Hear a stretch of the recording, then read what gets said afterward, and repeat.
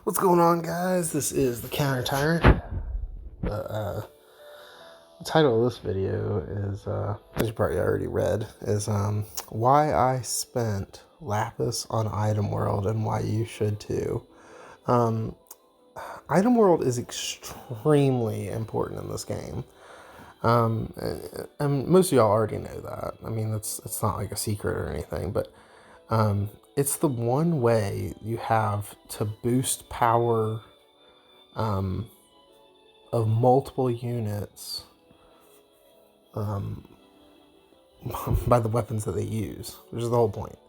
And it can make characters that aren't as relevant, or it can take characters that are extremely relevant for a very long time. It just depends on how you view it, how you play the game, this, that, and the other thing. So, I mean, like, I love Item World. It's easily my favorite event. You get really good, you get bonuses from it for some reason. Like, you get rewards for just playing it. Like, that blows my mind. It's pretty free. Like, they give you the refills and stuff, so you're not just, like, waiting every hour. There's a lot that goes into it. The weapon the two weapons I've been working on the most recently is Crimson Butterfly, which is Mastermind Zon's STMR. It's already busted as it doesn't even need to go through Item World. So it has Float Like a Butterfly, which does three different things: 30% dodge, dual wield, and boost LB fill rate by 100%. Why not? And the rare ability for daggers, or short swords as they're called in Brave Exvius for some reason, is High Tide Plus, which is 150% High Tide. So if you get it on top of that boost LB fill rate by 100%, you're looking at 250% dagger for High Tide, which is just crazy. Like, it's just absolutely insane. So I've been working on this. I've gotten the rare ability twice on it. Once the last time Item World was here, and once this time. Wanted to focus primarily on Spirit, as the user of the weapon is likely going to be a dodge provoke tank of some sort. And Spirit is important because they don't care about the physical stuff as much, so they don't need defense. HP is good too, so I mean, if you go for HP, that's fine. My current team has Adventure Lock as my provoke dodge tank, and his spirit's not like the highest, so anything can help. Anything that I can use will help in those scenarios. The other weapon I've been using, and this one I've ran a ton, is if I could just find it. What in the world? Where is it? Oh, it's probably because it's in Item World right now.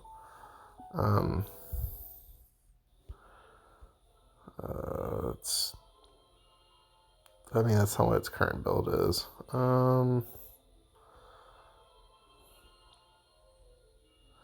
I guess I can play this while I'm talking to y'all. Is Daybreak.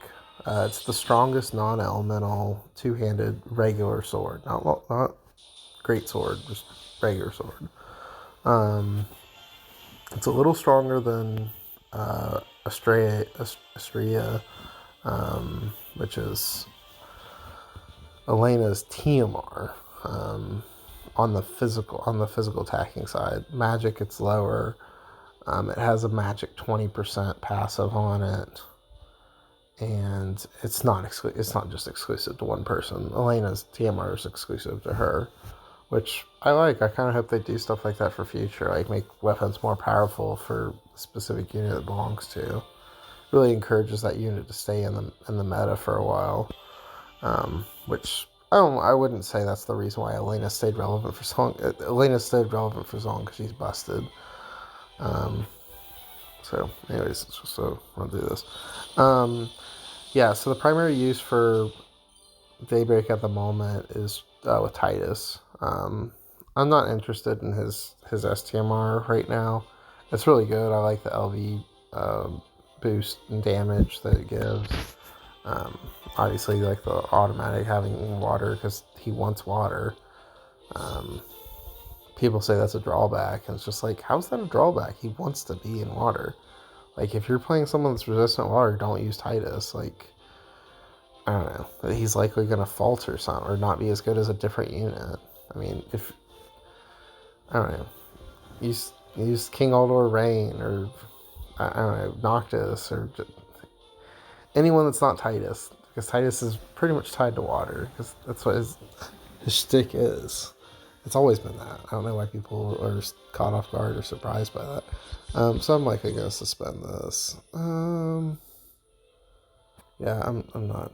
Yeah, no, we're gonna retire.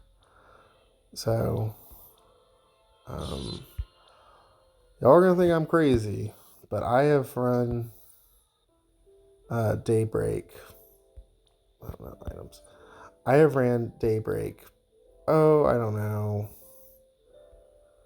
I've probably ran this thing 40 times, easy, maybe 50. I don't know. Like ever since I've had it, like that's been like 2 or 3 item worlds or so. And I can say for sure that I've ran at least 20 times this go around. How can I say that? Well, I've been using my Lapis, which is the point that I'm getting at in this video. A lot of the time, people sit on Lapis because they're wanting a unit for the future or something like that. Um, People are still using Esther. Esther's over. She's right at a year old. It's not going to be long till Esther's a year old, and people are still using her to clear content. Elena, still plenty relevant. Carton, he's going to be great for a really long time. There's all these units that are still in their prime compared to like old DPS units that fell off really fast. Like when 7-star hit and like these DPS units that were really good, like just like crapped because like Gimme had to raise the bar on a lot of different levels and they didn't want people sticking around with old units. Well, for some reason they've started making units crazy overpowered and the scaling hasn't really gone to the bosses that much. Because if you're losing to a boss, it's likely not because of your DPS unit. It's because of your support or your tank or some mechanic you didn't understand. It's almost never about your DPS. Like it's like if only my DPS was this much stronger. No, it's not the case really. There's some battles where um, you have to beat the boss in a specific amount of time. That's a whole other discussion though. We're talking about clearing content, and that's pretty much it. Dark Visions is coming up. I don't know much about it, but I know that I think that the faster you beat it, the better, or something like that. I'm not sure, but people seem to be excited for it. I'm excited for it because I'm interested to see what it's all about. So Daybreak, the build I'm trying to get the rare ability, obviously. And either 10%, 12%, or 15% attack. 2 of those 3. Or 15% and 7%. I'm just trying to get a grand total of at least 40% attack. Obviously, if I get 45 with a 10 to 15, or 47 with a 12 and a 15, and the rare ability, like, I'd be ecstatic. Like, I wouldn't even know what to do with myself. I do have a weapon that's kind of like that, this ultimate weapon. I have HP 5%, but I have the attack 15 and the rare ability. I wouldn't say this is my best score ever, but it's definitely up there. I don't know what heirloom is. It's pretty good. 10-7. It's hard to get two double digits and the rare ability. It's not an easy task. In fact, I don't know. I don't know if I've ever done that. So, I mean, let's see. Is there a way to... I guess I can't, look at them. Anyways, so there's no units in the near future that I'm interested in. Sure, there's going to be the Easter event like here within like a couple weeks or so. They're probably going to do a collab event with Full Metal Alchemist soon. I don't really care about any of that stuff. I got the units that I really like. I got Wulong and I got Titus. I've got Carton. I've got plenty of units that I've spent money on.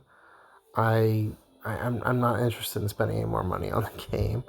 And the best way to keep units around and max them out is Item World. So, Titus right now, let's get Daybreak back on him. So we have that. So he's, man, what in the world am I doing here? Tight. Man, you're plus. Okay. Who is this? This is the FFX one. This is just my like grind team. So he currently. What's going on? Oh, I have Diabolos because of the killer. He currently like stats immune to all the right stuff. He's immune to stop, which is huge. He's maxed out on attack and true double hand, so he's all good to go there. He has 275%. Like, he's doing really, really well on a lot of different things. 30%? Where is that 30% overage coming from? I'm not quite sure.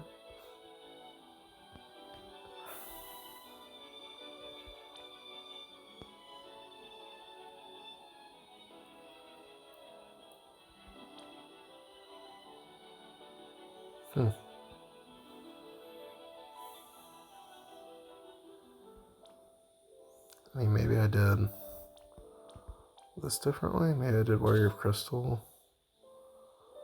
And then I dropped this for... Oh, yeah, that's totally what it is. So he's not over max.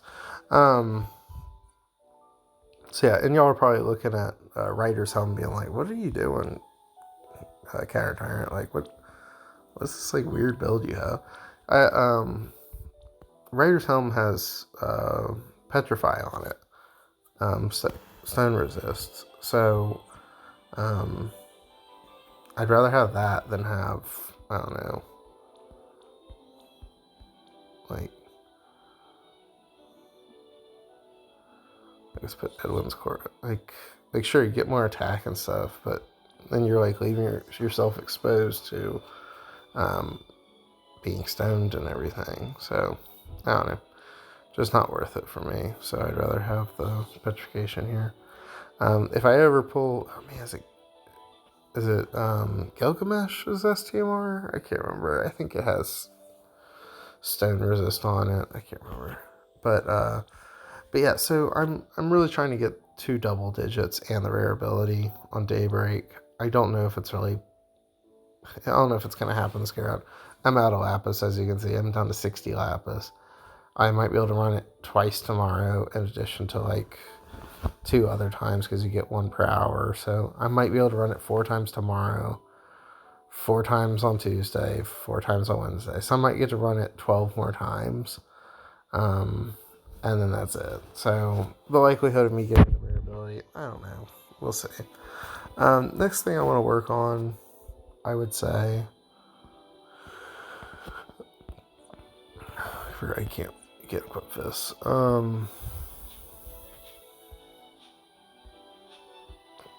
Would be the Celestial Bandages. I think I have it. Yeah, 12 and 10. So I have the double there, which is good, but I'd like to get the rare ability in 2 doubles. I don't know. I'm not going to push as hard for this one because once I do get Wulong's STMR, Heavenly Presence, they're going to be hitting the Spirit Cap super easy. So I'm not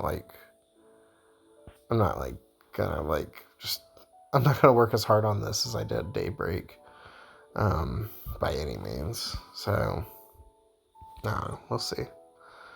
We'll see. I've been tempted to use my STMR ticket on Oolong, but I have their Prism, which, man, I don't know.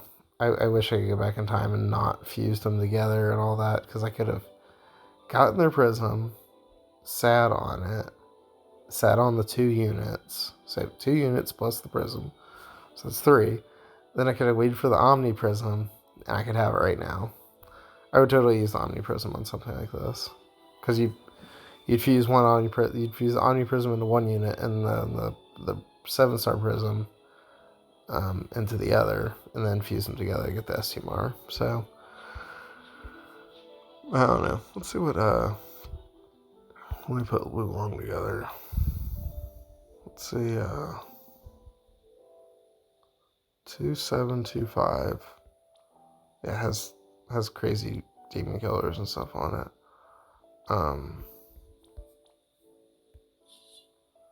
Put that thing on.